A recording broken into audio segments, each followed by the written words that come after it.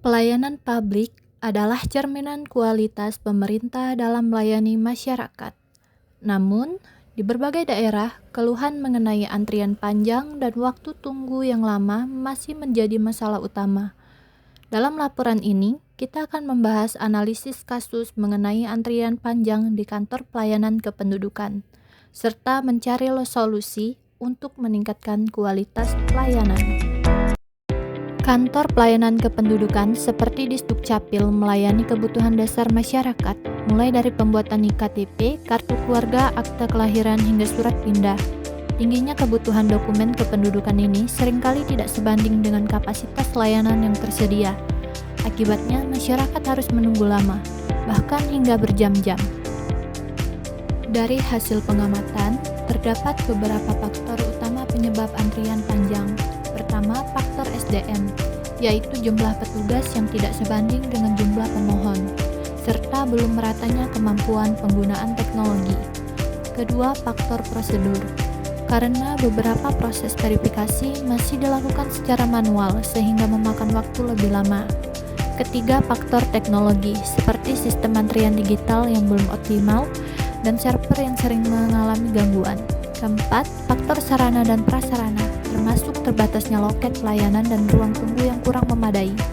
Dan yang terakhir, faktor masyarakat, yaitu banyaknya pemohon yang datang pada jam yang sama, serta kurangnya pemahaman mengenai prosedur layanan. Masalah ini tentu menimbulkan berbagai dampak. Masyarakat merasa tidak puas dan kehilangan kepercayaan terhadap pelayanan pemerintah. Selain itu, waktu tunggu yang lama menyebabkan situasi ruang tunggu menjadi penuh, tidak nyaman, dan berpotensi menimbulkan kerumunan. Dari sisi instansi, produktivitas petugas menurun, dan tidak jarang muncul potensi praktik pungli karena masyarakat ingin mempercepat proses pelayanan. Untuk mengatasi masalah ini, diperlukan beberapa langkah strategis.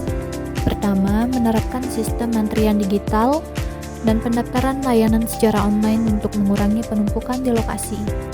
Kedua, meningkatkan kapasitas SDM melalui pelatihan dan penambahan petugas di jam sibuk. Ketiga, menyederhanakan SOP dan mempercepat proses verifikasi dokumen dengan digitalisasi data. Keempat, meningkatkan sarana dan prasarana, seperti menambah loket, memperluas ruang tunggu, serta menyediakan display informasi antrian. Dan yang terakhir, meningkatkan edukasi kepada masyarakat, agar memanfaatkan layanan online dan datang dengan berkas yang lengkap. Dengan analisis kasus ini, kita dapat melihat bahwa antrian panjang bukan sekedar keluhan, melainkan indikator penting yang harus segera ditangani melalui perbaikan sistem, peningkatan kompetensi, modernisasi teknologi, dan edukasi masyarakat. Pelayanan publik dapat menjadi lebih cepat, lebih efisien, dan lebih manusiawi. Dengan laporan analisis kasus pelayanan publik mengenai antrian panjang di kantor pelayanan kependudukan, semoga dapat menjadi bahan evaluasi dan perbaikan bagi penyelenggara layanan publik di Indonesia.